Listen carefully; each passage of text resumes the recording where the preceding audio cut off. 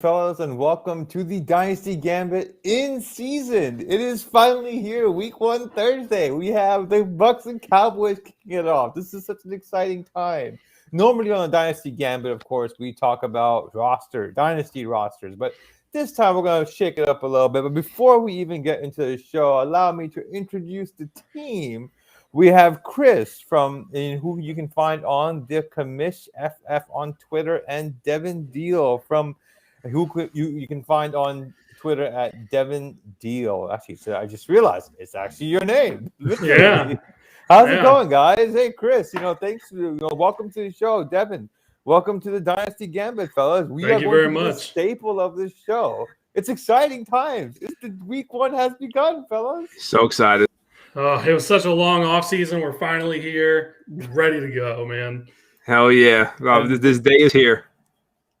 This day is here. Unfortunately, we can't say the same about our guy, Gus Edwards.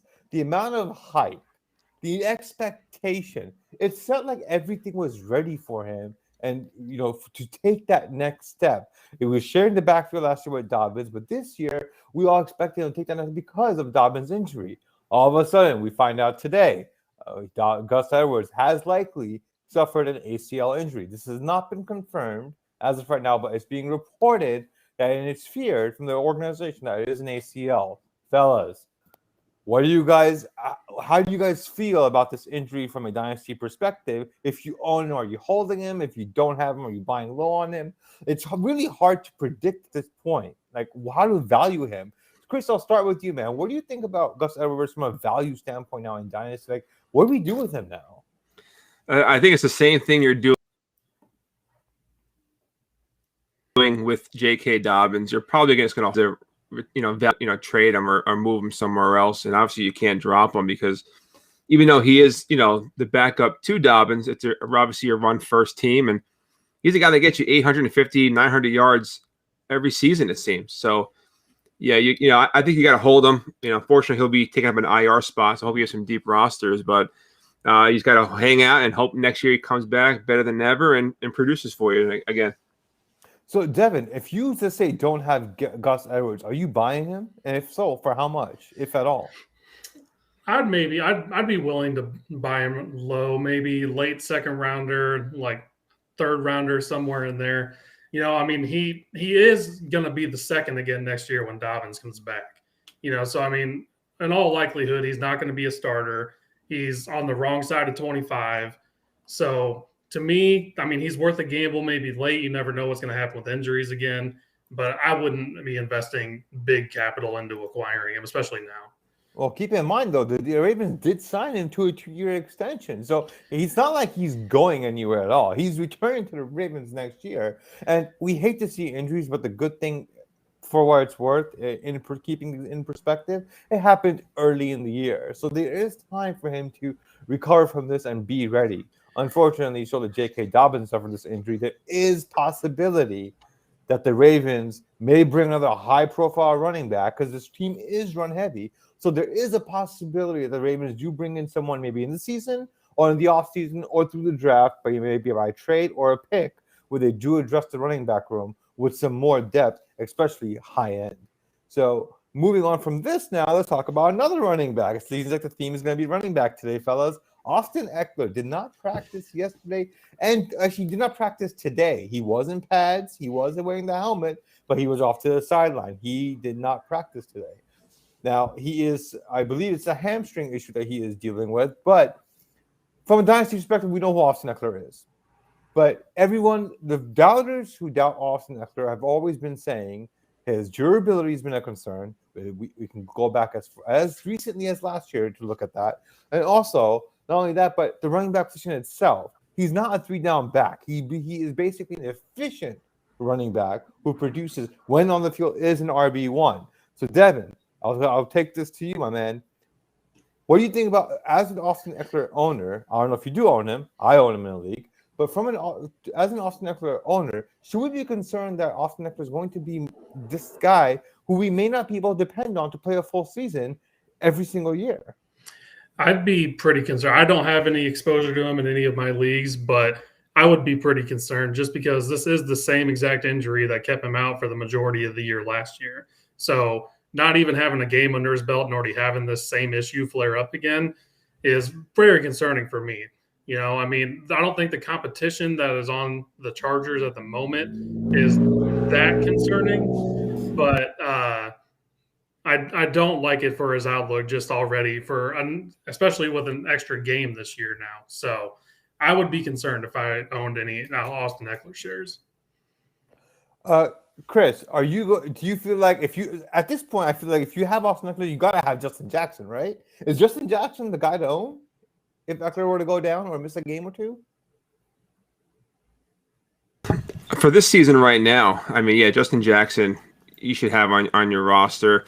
I took him in a couple of leagues very late just because, as you already mentioned, Austin Eckler is not a 3-down back. He has durability issues.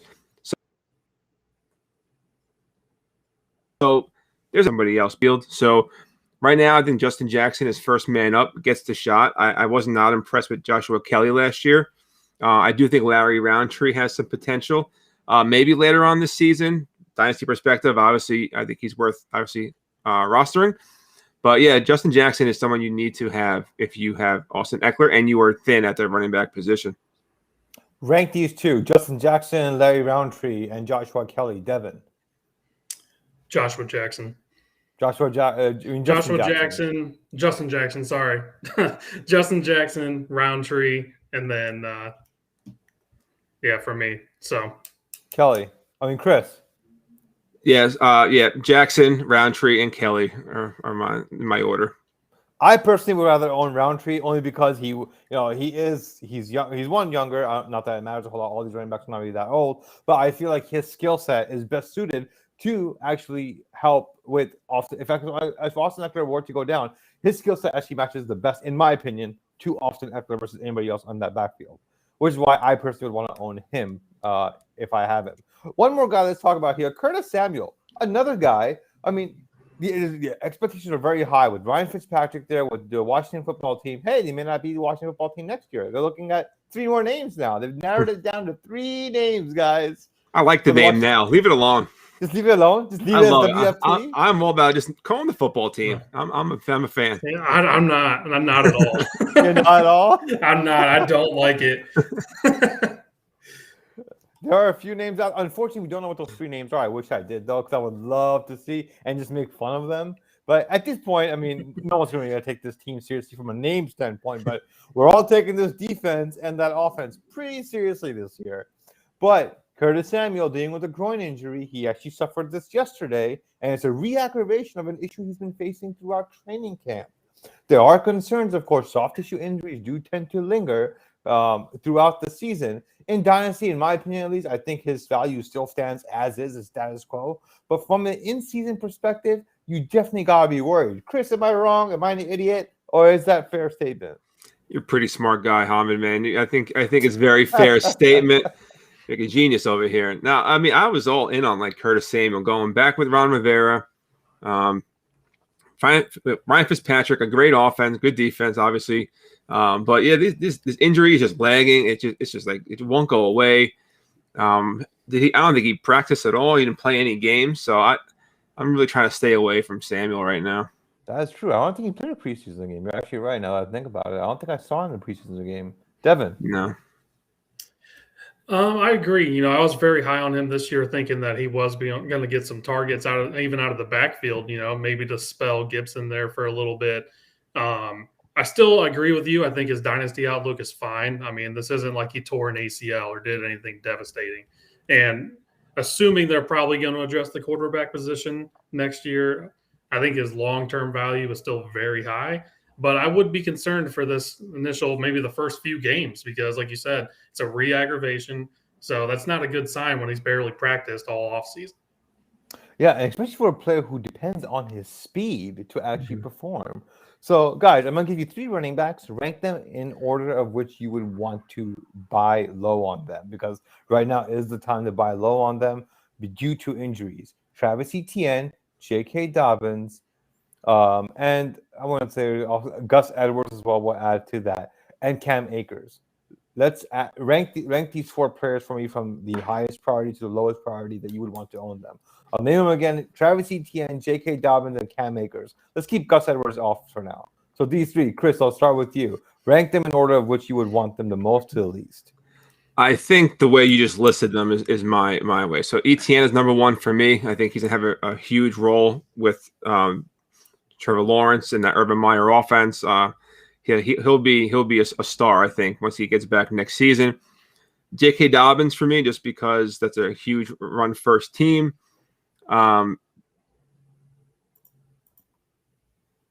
And I think he'll have 30-yard potential of more. And then Akers, as much as I loved Akers, that Achilles makes me a little bit nervous.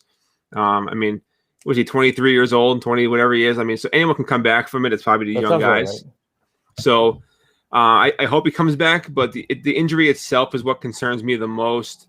And that's why he'll be 3rd. He's a little bit more of a risk for me right now. So depending on the value, I would roster him, but not paying a lot. Devin, how would you rank these players? I'm in a complete agreement. Etienne for me, he's the youngest out of all 3 of these backs. He's coming off, it is a foot injury, but it's not as devastating as an ACL or an Achilles. So to me, it's Etienne. Then I agree Dobbins is next. ACLs recently have become pretty recoverable from. So I'm not really too worried about his long term. The only thing there is just, Lamar's going to run the ball. Does competition they bring in, anything like that. And then Akers is definitely last for me as well. I have a lot of Akers exposure. It is devastating to me that this happened because I have him in all my dynasty leagues. So it's not good for me at the moment with Akers, but I would agree. I think he's going to be the new kind of case study almost, if you will, that if he can actually bounce back, because he's the youngest one that I know of that's this significant of a fantasy player that's going to try bouncing back from this. And this is really going to tell us in the future, can you come back from this or not? Well, speaking of case studies, Marlon Mack is coming back from the exact same injury, and he's going to be playing this year. So if there is someone you want to, look at to see, okay, how will Cam Akers look after coming back? Marlon Mack is a great example to look at. And what I've done is I've actually, as of yesterday, I went back and watched some of Marlon Mack's, games from last year, just to give myself a comparison. So, okay, now I've seen what he looked like last year. Let me see how he looks this year. It'll give me a relatively decent idea how Cam Akers look. Of course, different players, different skill sets, but it's something to consider for anybody listening here. Go ahead and watch those games from the past and see see how the player looked in the past versus how they'll look now when they start playing. Big Cat. We have a Big Cat comment here. Terry McLaurin, Gibson target is going to be huge until Samuel comes back. Absolutely. I agree with that. Chris, you want to give your thoughts about that? Big Cat is right on here. McLaurin and Gibson already had their roles carved out, all the volume they're going to be receiving. With the Edwards injury today, I did grab McKissick in a league just in case they decide to give him like 80 targets instead of 109, so just in case. I still think might be very intriguing. I want to see if he gets a shot right off the jump here without Samuel. So I keep an eye on him, but McLaurin and Gibson are they're going to eat. Devin, no love being shown to Logan Thomas. What's going on here, man? I actually do. I'm pretty high on Logan Thomas this year. I think he's going to do pretty solid, especially with him going down. It's going to open up more opportunities for him. He's still going to be over the middle. McLaurin and Gibson, they were primed to have huge years anyway. So I don't think Samuel being out is going to affect their numbers really relatively at all. But I do expect big things from both McLaurin and Gibson this season. So the Big Cat follows up his comment with, if Samuel misses extended time, do you think Logan Thomas's value goes up or stays on par? Devin, since I did speak about Logan Thomas with you, how about you take this question? From a dynasty perspective, I don't think it's really going to change much. He is an older tight end. From an in-season perspective, if you're doing redraft at the moment, he's definitely going to get more targets until Samuel gets back. Once Samuel gets back, I think he's playing all over the field. He's going to be coming out of the backfield. He's going to be going over the middle. So I still think Logan Thomas is going to have a solid year to follow up what he did last year. I do agree, but if it was anybody but Ryan Fitzpatrick, I'd be a little bit more concerned. But the fact that Ryan Fitzpatrick's there, remember, with the Jets, Ryan Fitzpatrick actually supported both. If I recall, it was Brandon Marshall and Eric Decker. Eric Decker, thank you. Yes, he supported both of them. They were both, I believe, weekly wide receiver twos, startable receivers. So there's definitely room for Logan Thomas to really shine here. Of course, Giant Brown is a bit of a sleeper. You can say the opportunity is there for him, but I think for Logan Thomas, this is definitely something for Logan Thomas to take advantage of. And I think Ryan Fitzpatrick being there will help him. The Doc, of course, our Doc, the one and only going for two Docs, giving us the shout out. Thanks, Doc. We're holding the fort down, of course. But the Doc also says, I do take what the Doc says. I don't take it lightly at all, because I learned from fantasy baseball. When the Doc says something about an injury, he has been right. Like, he helped me a ton in fantasy baseball and giving me these injury updates and his analysis. The Doc's really good at it. So if he's telling me that Curtis Samuel injury looks scary, I'm taking him at his word. I don't have any Curtis Samuel shares. I don't want any Curtis Samuel shares, and he will not be touching my DFS lineup even when he's healthy. So with that said, fellas, let's jump right into the meat of the show, which is where, of course, we talk about the football games that are taking place. And, of course, it would be a huge injustice if we didn't start with, of course, the Bucs and the Cowboys. Now, we all know, of course, start your studs. It's the theme of the week. Everyone's going to say start your studs because it's week one. You drafted them to start them. That's what everybody says. Well, let's forget about the studs then, shall we? Chris, give me like a player or two who you think on either team we should be keeping an eye on, not only for tonight, but more into the season as well. So I'm going to start on the Dallas side here. I'm really excited to see Blake Prescott and the Cowboys have used their tight ends very effectively in the past. I know that there's three great receivers.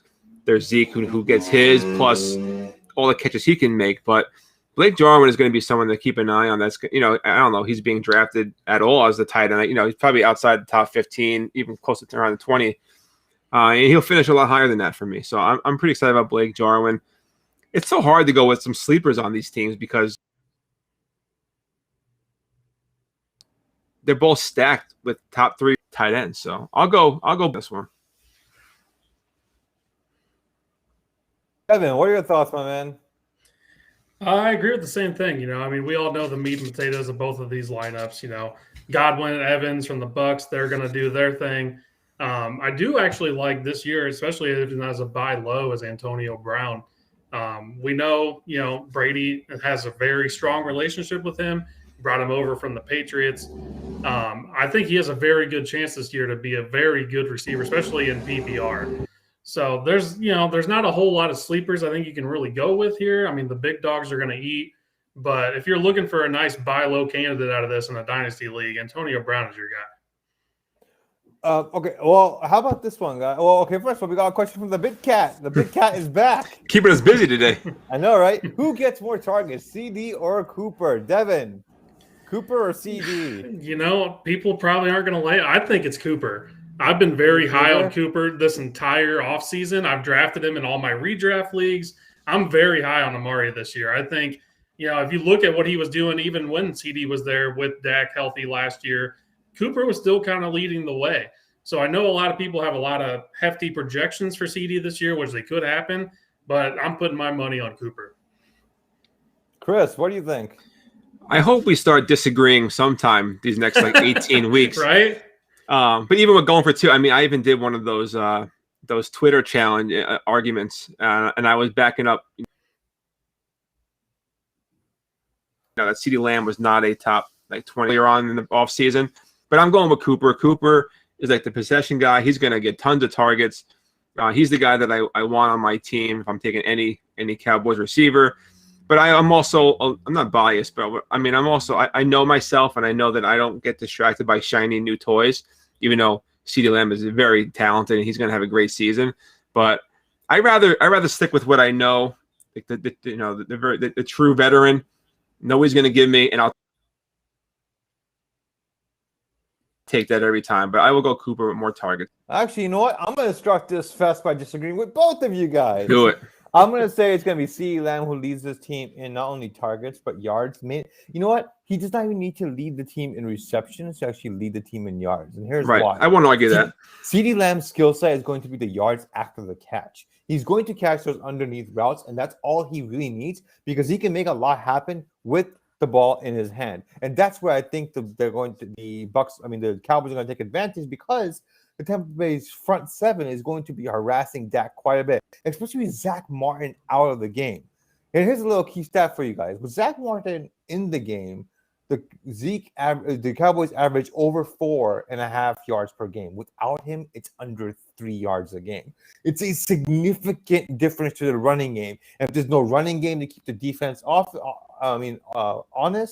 the deep ball is going to be taken away. And again, that opens up the underneath passing, which Jack would throw a ton to CeeDee Lamb. And of course, Amari Cooper. I do like the Blake Jarwin take, though.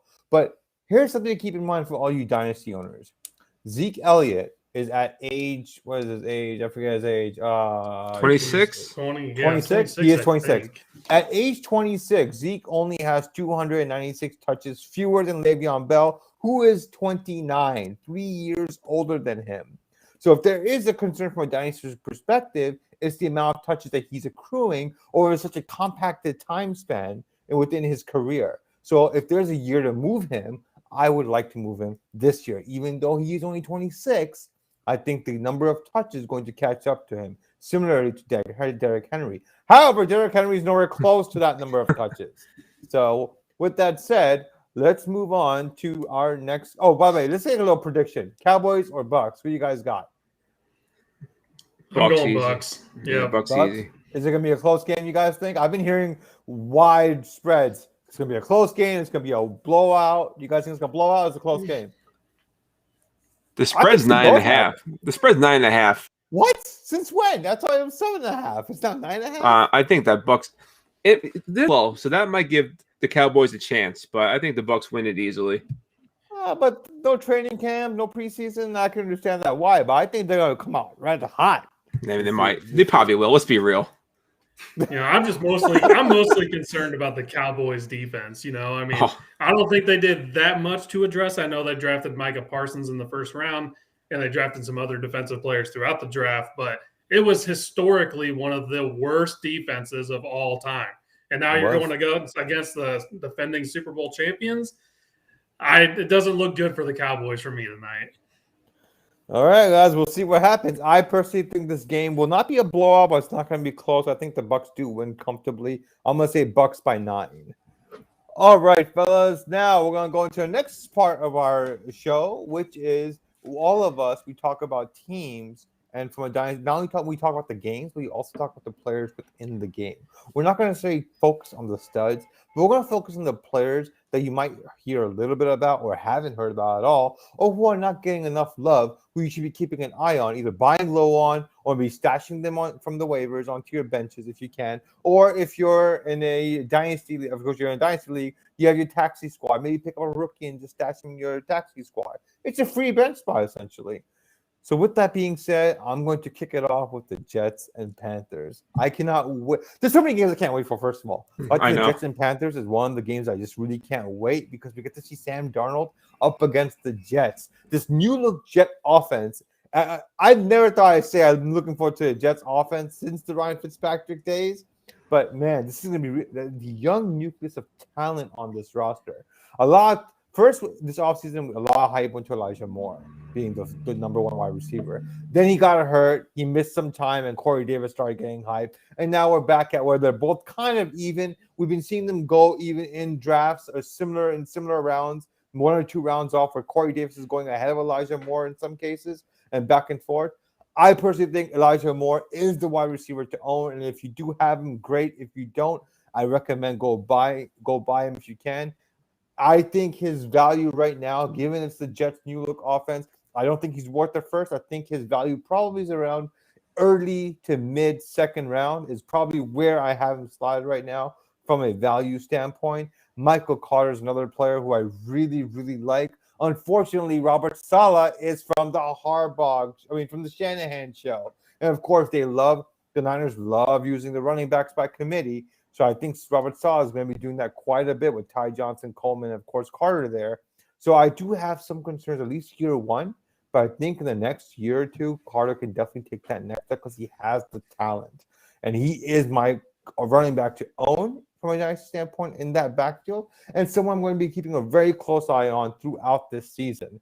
From the Panthers side of the ball, of course, we have CMC coming back healthy, Sam Darnold now there, Robbie Anderson, a Darnold connection. Robbie Anderson signed an extension. He is one of my deepest of all sleepers in the sense, I can't believe calling a 95 reception player deepest of all sleepers, right? But I do see a path for Robbie Anderson to catch 100 passes. Even if this was a 16-game season, I could see him catching 100 passes. So from a Panthers standpoint, I don't think this offense is built enough to support multiple players at the wide receiver position. I love DJ Moore. I don't think Sam Darnold fits his skill set to elevate him. I do think that DJ Moore is going to be an inconsistent wide receiver 2 and wide receiver 3 back and forth. I'm going to see throughout the year with those occasional boom games. So that's my take on the Jets and Panthers game. I ultimately do see the Panthers winning this game only because I think they have a little bit more experience, and Robert Saleh being a new coach, I think the Panthers do win this game, but I do expect this game to be close. But overall, it's going to be an exciting game, fellas. Any thoughts on what I've said about this game, guys? Any players that you like more than another? Well, I'm gonna let Chris take it over because this is his team. So that's right. I'm like, I can't even hold still. I'm so excited to talk about the Jets offense. So, Elijah Moore, I'm like so super stoked to see. The running backs, forget it. I mean, Tevin Coleman, he's been with these guys, the same coach. I want to see if he can be the guy, and Ty Johnson. But Corey Davis, I'm like so high on right now. And Zach Wilson looks pretty good in the preseason. So I'm really trying to be cautiously optimistic. But the connection between Wilson and Davis was so nice to watch. It's so nice to watch. So I think Davis is going to, I mean, he's still pretty young. So I think he's a dynasty buy right now if you can get your hands on him. Just in case that connection lasts for the next 4 or 5 years. Yes, very excited. They have to throw the ball a lot too. We'll fix our defense next year. So Devin mentioned Cowboys being historically a terrible defense, but I mean we can't even name any Jets defenders, corners or right now. So it's pretty brutal. So they got to throw a lot. There's a reason why I don't play IDP. Yeah. Hey, breaking news, guys. We have Big Cat commenting again. He drafted Zach Wilson in the 3rd round of Dynasty, and after Lawrence, Fields, and Lance, I think I may have gotten the steal of the draft. All right, guys. I'm going to put this to a vote real quick. Steal of the draft, yes or no? And then number 2, yes or no? Would you have drafted Mac Jones over Zach Wilson? Dave, I'll start with you. So I'm actually in this Dynasty League with Big Cat that he's referring to. So I don't know if I can give him all this credit and say that he got the steal of the draft. However, the way it looks right now, I was kind of skeptical just being the 2nd overall. I'm a very big Fields guy, Bears fan. But I do think the way he has looked in this preseason, I mean, it's hard to argue that he wasn't the steal of the draft at this point. Chris. Trey Lance is my number 1 rookie quarterback this year, like for dynasty purposes. I think if Trey Lance plays this year, he's going to get the most points out of any of these rookie quarterbacks. So, Big Cat, I really hope you got to steal the draft. But as a Jets fan, I can't like come off as a homer. So, I'm praying you are, man. I'm praying. And that was the steal, but I think Trey Lance will be dynasty. All right. I do think, Big Cat, I would have personally taken Mac Jones over Zach Wilson only because I have more faith in the Patriots organization to make him more successful. There's a little bit, even though I'm excited for the Jets, I think that there's still room for – there's a wide margin of what can happen, a number of outcomes with the Jets offense as a whole from a dynasty standpoint. Remember, dynasty is all about forecasting for the future, not just 1 year, but 2 or 3 years. Give me Mac Jones with the Patriots and Bill Belichick. All right, Chris, let me hand it off to you, man. What game are you looking for, and what players can you not wait to see? So a nice segue into the 49ers and Detroit Lions. I've been Yeah, I'm pretty excited. So from a dynasty perspective, we're not going to on the 49ers, we're not going to see Trey Lance in week 1, and I don't really know when we're going to see him. It all depends on how well Jimmy G is playing. He is hurt. He's coming off an injury too, Trey Lance. Yeah, and Lance's thumb, is it his thumb that he got right now? But I think Jimmy G will be efficient enough to run that offense again like he has in the past, so he'll keep that job for a while. But Trey Sermon, I guess for a dynasty point, I mean, I'm all about Trey Sermon because Raheem Mostert right now is the guy that's going to put up points. But we all know what happens with Raheem Mostert. You know, I mean, I hate to predict or say injuries are going to happen, but let's be real with ourselves here. The odds are really high. You get that right. Like 31, good for him. You know, he's found in games like this against Detroit Lions, if they can go up like they might get to a 21-0 lead in the first quarter, you know, against that terrible defense. You may see a lot of Trey Sermon, especially in garbage time and stuff like that. So Trey Sermon, I'm in on him right now, more so long term than I am in the short game right now. So the receivers, you know, Ayuk, it's his second year, so I'm excited to see if he can stay healthy. Deebo Samuel, same thing. These guys cannot healthy and they can't play at the same time. So Kittle, you know, he's going to get all his targets. So I'm a little bit bigger on Deebo right now for a dynasty perspective, I think. But I mean, the injuries just concern me so much. So I'm probably selling any of these receivers if I can, just because I'm so worried about them. And then Trey Lance again, real quick, just to touch on him. He's going to run. You know, he's going to get fancy points with his feet, with his arm. And that may take away some of the targets for the Kittles and Ayuks and Samuels of the world. So selling. And then on the Detroit side of the ball, I've been all in on DeAndre Swift this year. Yeah, I know. I've been all in on DeAndre Swift this offseason. I have him ranked for redraft in my top 10, and I'm not ashamed to say it. The injury, he's fine, they say. He's fine. So I'm really hoping he's ready to go. He did have a full practice today. He did, which is a great sign. You want to see that on a Thursday. And they do. The coaching staff does expect him to get a full workload. There'll be no limitations for him in the game. No. We'll talk about Jamal Williams, and yes. But look at Green Bay. Jamal Williams had a role, did not take away from Aaron Jones finishing top 5 at the position the last couple of years. So not saying Swift is there yet. But if Swift caught that pass week 1 against the Bears last year, Devin, yeah, the touchdown pass. Yes. DeAndre Swift, he'd have a whole different career and outlook right now. I think his whole season last year would have been totally different. Like you would have had to get him in. I remember that drop. I wasn't mad. I'm gonna come out and say I wasn't mad. Why would you be mad, Bears fan? Yeah. So this team is bad, right? So they have to throw. No one loves Jared Goff. He'll get the ball to some guys. Hawkinson is huge. Hawkinson's I have him ahead of Kittle this year. So I think Hawkinson is going to be a tight end that's going to like really surprise and really break out this year. Goff did it with LA. You know, he did it with Higbee and Everett, made him look like elite tight ends. So I think now he has one finally. But let's talk about the receivers if we can, about Detroit. Like, who the heck is going to get the ball? I'm starting to think my money's going to be on Amon-Ra St. Brown. But we said, you know, Quintez Cephas, if he's a flex guy, not the slot guy. Sorry. Jared Goff has made a career for Cooper Kupp in that role. So I don't think it's Tyrell Williams. I'm not looking forward to him. And we kind of know what he is, and he's already hurt or he's been hurt from, 3 years ago. So I'm if I can, because again, like Cephas, these guys are free. They're out there in the waiver wire. They're not being drafted in most redraft leagues anyway. So they're worth the stash. They're worth the stash because someone has to catch the ball besides Swift and Hawkinson. All right. So with that being said, I'm surprised no love being shown to the wide receiver of the Lions. I guess no one's surprised because, I mean, no one really expects a whole lot from them. And that may be a lot more to do with Jared Goff as well, because think about the coaching staff he's on now versus where he was with the Rams and the wide receiver core he had. There's no Woods or Cooper Kupp talent on this roster at the wide receiver room. So there are definitely some concerns there. We have 2 comments here. Of course, the big cat. No shock. Of course, it's him again. Twitter thinks Swift may be next the Aaron Hernandez, though. Real quick on this. I'm not going to spend too much time on this.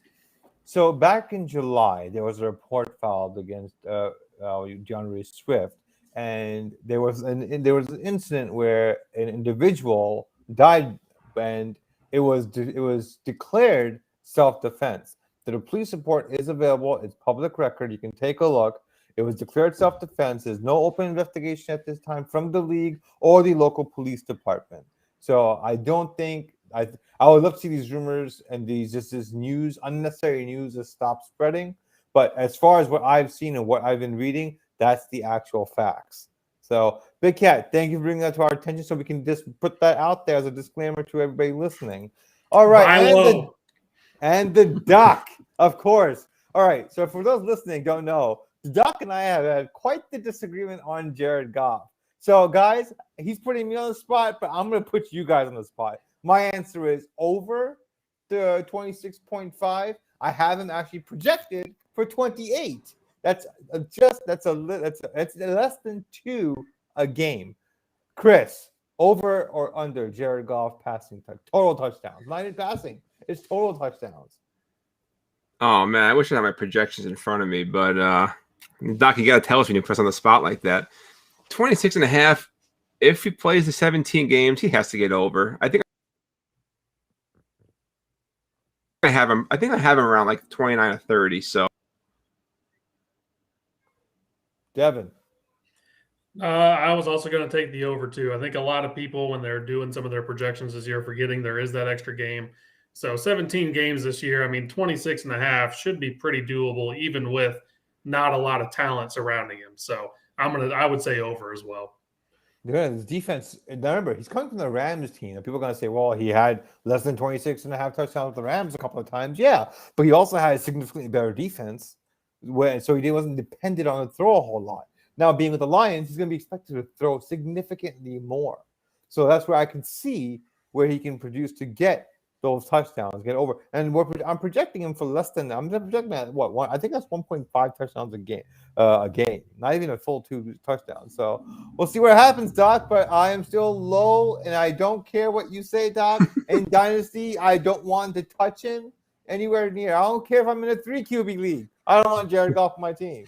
So, okay. So, Chris, we got your game. Hey, Devin, give us the game you're interested in and the players you cannot wait to see. First one we're going to is Cincinnati, Minnesota.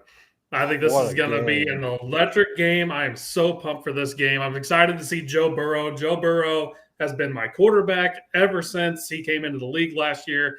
Absolutely devastated when he had that knee injury, which to me, his knee injury looked the worst if you're looking between him, Barkley, some of these other guys that suffered ACLs a little bit earlier in the season. He had his knee completely bent backwards and is now already ready to be out there week 1. I'm excited to see who's going to become the alpha out of that team between Higgins. Is it going to be Chase? Maybe even Boyd sneaks in there. He had a very good connection with Boyd and Higgins last year. I had a lot of Higgins exposure, drafted him anywhere I could. So as a dynasty owner, I was a little disappointed they drafted Chase just because I didn't have a high enough draft pick to get him, and I knew it was going to hurt my shares of Higgins and everyone like that. So it's going to be interesting to see. Higgins had a really good year last year. Chase didn't have a great preseason, had a lot of drops. There's been a lot of talk on Twitter today about some of his comments on why he had those drops. So it's going to be interesting to see who keeps winning that battle, if you will. And then Mixon, Mixon was going to be in for a huge year last year. They didn't do a whole lot to fix the line this year. So is he going to be able to bounce back? Is he going to be able to stay healthy? I don't really think there's a whole lot of sleepers really on the Bengals this year. You're talking the big 3 wideouts. You're talking Mixon. I don't think there's a whole lot of opportunity there. Tight end, maybe someone could emerge, but I was never impressed by anyone they really trotted out there last year. But still, overall, very excited to see the Bengals. And then if you flip it to the other side of the ball, you got one of the best rookie wide receivers to ever come into the dynasty perspective last year. And you're going to have him go up with Thielen. I still think Jefferson is gonna outdo Thielen this year. Thielen's on the wrong side of 30, but that doesn't mean Thielen's gonna have a bad year. And then you mix that in with Madison and Cook. Cook is still going to be dominant. I'm excited to see him this year. They're going to rely on him heavily. Madison is definitely someone, if you're a Cook owner, you need to have stashed because Cook has had his injury issues in the past. And when Madison has got in there, has looked pretty good. They actually almost look the same because they have the same hairstyle and everything. It's hard to tell them apart. But it is actually and then one guy that I'm a big tight end guy. I got my TEU shirt on, but I've always been a Herndon truther. I was ready to run. Is that TEU Tight End University? Yes, it is. Are you serious? Yeah. So wow. I was very big on Herndon. Chris, you might be able to say a little something as you are a Jets fan, but I bought in hard during his first season when he broke onto the scene. I've kind of dampered. I was ready to write him off this year, and then he goes to the perfect spot with the Vikings with Irv Smith going down to where I think he can be a solid contributor this year, and I'm actually would suggest him as a buy low if you can get him because he has a lot of upside there. He's still young, and they're going to pass the ball as well. Where do you see a ceiling for Herndon? What's the ceiling in Dynasty? If you were ranking him today, where would you rank him? Would you rank him inside top 12 tight ends? I would probably low though, probably 11, 12, somewhere right there. I wouldn't put him real high in, but I think he can do it, man. They're going to pass the ball around, and I mean Jefferson's going to be seeing double teams. Thielen will at times as well. So I mean, I think the potential is there if he can stay healthy and actually do something similar to what he did almost his rookie year. So in Dynasty, you would rank him inside your top 12. Probably right at 12, yeah. Interesting. Chris, I'll throw it to you for some comment on that. So I was all in on Herndon too his first year. He broke out, looked really good. But then we had this thing called an Adam Gase era up in New York. And I just you got to kind of like wipe those 2 years clean. You know what I mean? So I mean Herndon just lost out. He lost on a job here to Tyler Kroft. So I mean that tells me a great place for Chris Herndon to be. To Devin's points. There's a lot. They have tough defenses, and I've heard a lot of people talk about Justin Jefferson and the cornerback matchups he's going to have this year, and how he's going to have such a low ceiling. If you're expecting him to repeat last year, you're going to be disappointed. So, I mean, I really think Herndon can step into that if he learns the playbook, and he's got a competent enough quarterback. I do like Cousins, so I do like him. So top 12 though. That's a little high for me. A little rich. I will pass on that value, but if it happens, I'm not shocked. I have Cousins projected for 33 touchdowns, even in a 17-game season. That will be actually less than what he had last year, and that's only because I expect this defense to be a little bit better than before. They brought in this coaching staff that is very good at coaching the defensive side of the ball, so I do expect the defense to be a little bit better, which should take away some of the passing work that Cousins does, which also will result in touchdown regression for, of course, Thielen. And I do think the opportunity won't be there enough for Herndon to be successful or someone readily available and someone you can depend on a weekly basis. With that said, fellas, let's go into the next segment, which is actually one of my favorite segments.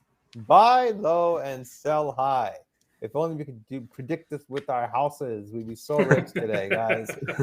So, Devin, I'll throw it to you. Give me a buy low candidate that you think everyone should just go out, buy them, sell the house, the car, your pets, whatever you need to do. Who is it?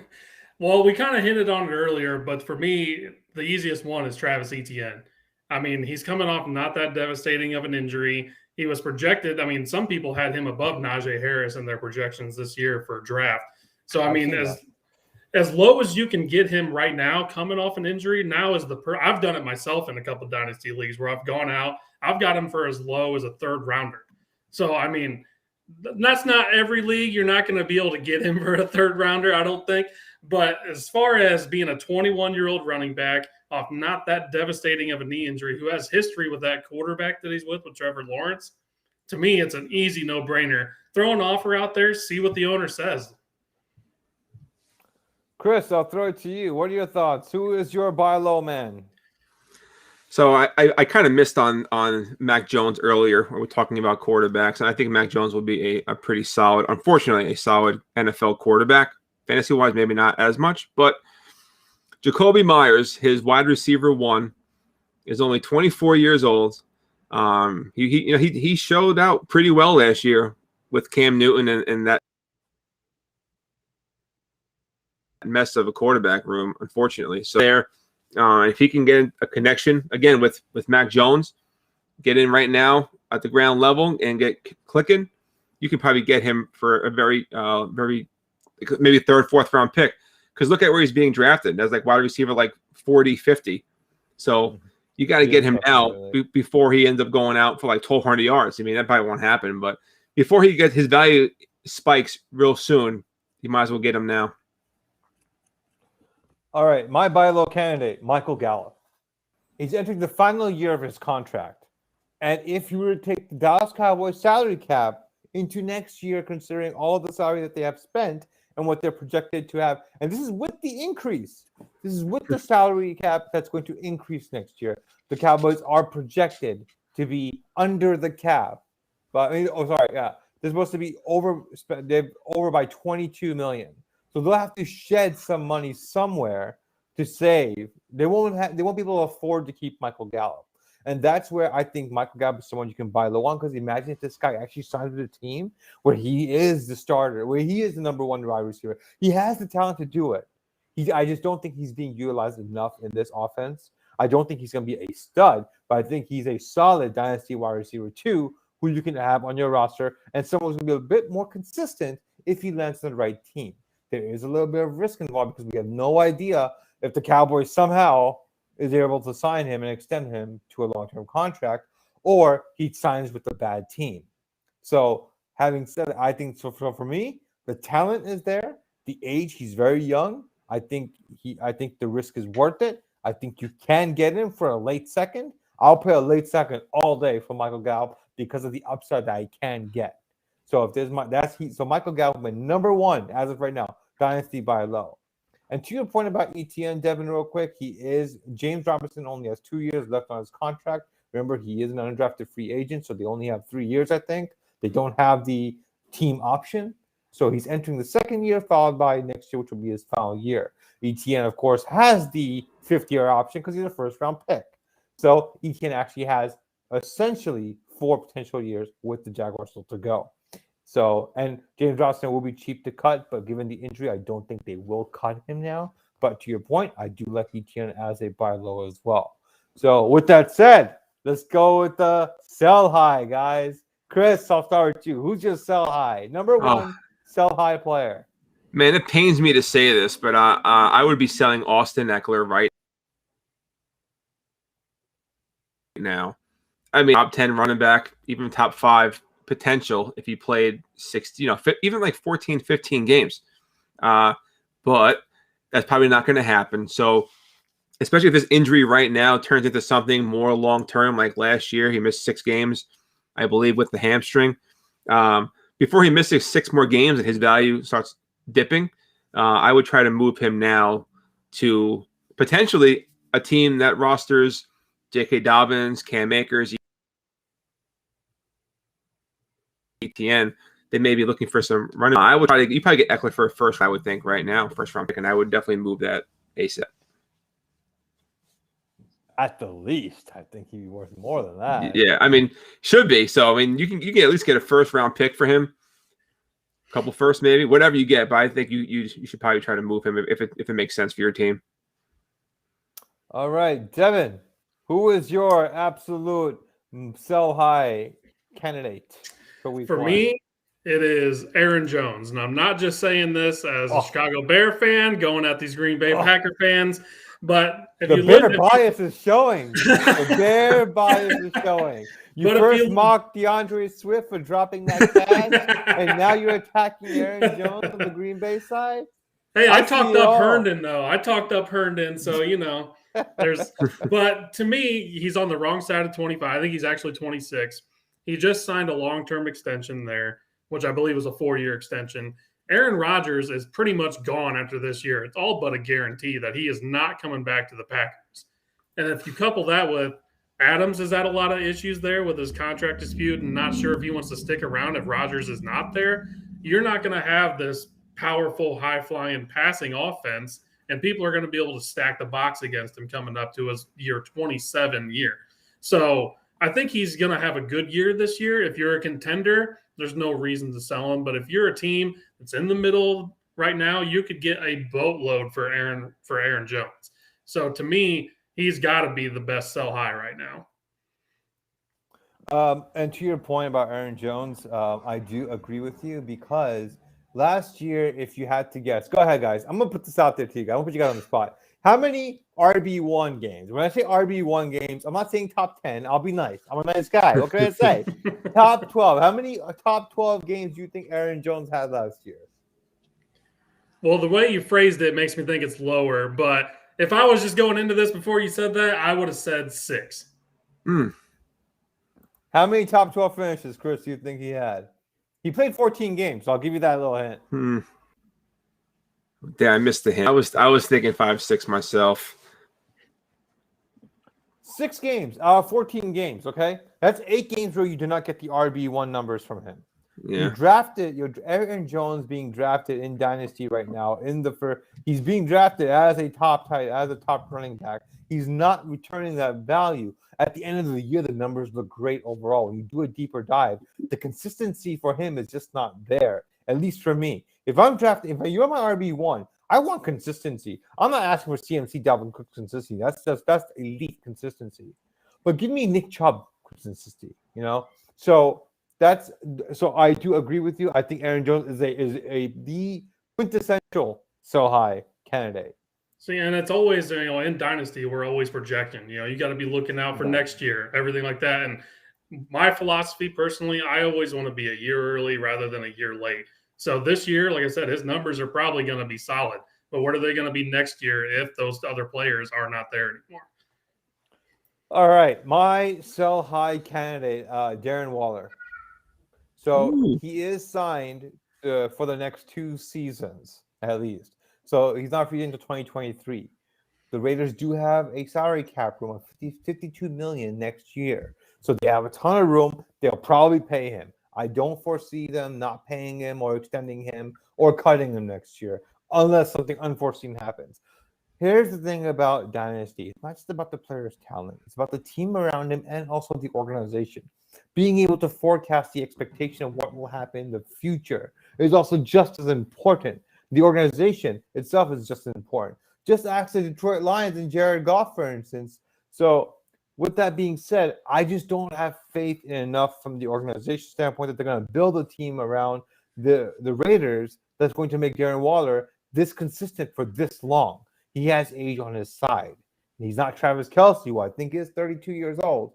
But I am concerned that eventually this usage, this volume is not going to be sustainable because of Derek Carr or because Henry Ruggs and Bryan Edwards. I think Henry Ruggs has misused a ton of this offense. I think Bryan Edwards, being a rookie last year, did not have the training camp or preseason to kind of, get meshed into the NFL speed of the game and understanding the playbook and the complexity of the game. I think coming into year 2, I think Bryan Edwards is someone you need to keep an eye on, and he's another buy low guy actually for me. But I think if they take that next step, I'm not saying they're going to be studs, but if they can at least improve from where they were last year, where they were practically afterthoughts behind Nelson Aguilar, I think that takes a little bit of volume from Darren Waller. I still think Darren Waller is a top 5 tight end in Dynasty. I actually have him ranked as my number 4 tight end in Dynasty. But I do have enough concerns where I'm willing to sell him now before the season starts and get the haul that I can for him. May that be picks, players, or both. So that is my sell high, I think. And I'm curious to see what you all think. Guys, that concludes our show for the day. Oh, wait. Before we conclude, we have another comment from the Big Cat. All right. He is a Bears fan. As a fellow Bears fan, I already know Jordan Love going to be a Hall of Famer because that's our luck. Hey. Now, come on now. All right. You have Justin Fields. Can you please be thankful for once, Big Cat? Oh, I think all of us are very thankful for Fields, but I'm 33 years old, and the Green Bay Packers have had a Hall of Fame quarterback basically my entire life behind This center. is true. I'm ready for Love. Like he said, Love's probably going to be that way because why wouldn't it be at this point? Yep. So, and of course, Chris, any thoughts on? Do you agree with this gentleman? I actually am not that high on Jordan Love. I don't think he's going to be. Not only he's not going to be a Hall of Famer, but also I don't think he's going to be even. I think he's going to be a serviceable quarterback at best. He's very raw. He's not the best passer. I think he can run with the ball and make some space in the game in the rushing department, but I don't think he has the consistency with his accuracy. But he has a strong arm. So that works in his favor. But remember, like I forget who mentioned it. Devontae Adams may not be back next year. If Jordan Love is the starting quarterback next year for this team without Devontae Adams, oh, that's ugly. That's really ugly. He's they become not the Lions. Low. He's not. Well, there you go. They essentially become. You're absolutely right. They essentially become the Lions. Although Aaron Jones better than Swift. Let's hope. But yeah. So Big Cat. Thank you for participating and enjoying our show. Great show, guys. See you all next time. Hey, it was great having you here. Everyone else listening, again, thank you all for joining. Chris, Devin, you can find Chris on Twitter at the Commish FF, and you can find Devin. And it's not hard to remember him because his name is Devin Deal, and that's his Twitter handle. You can find him at Twitter at Devin Deal. I am your host, Hamid Sandu, FF Junkie 85. Thank you all, guys. It was great. Enjoy the game tonight. Enjoy week 1. Hopefully, no major injuries. We'll see you all next Thursday.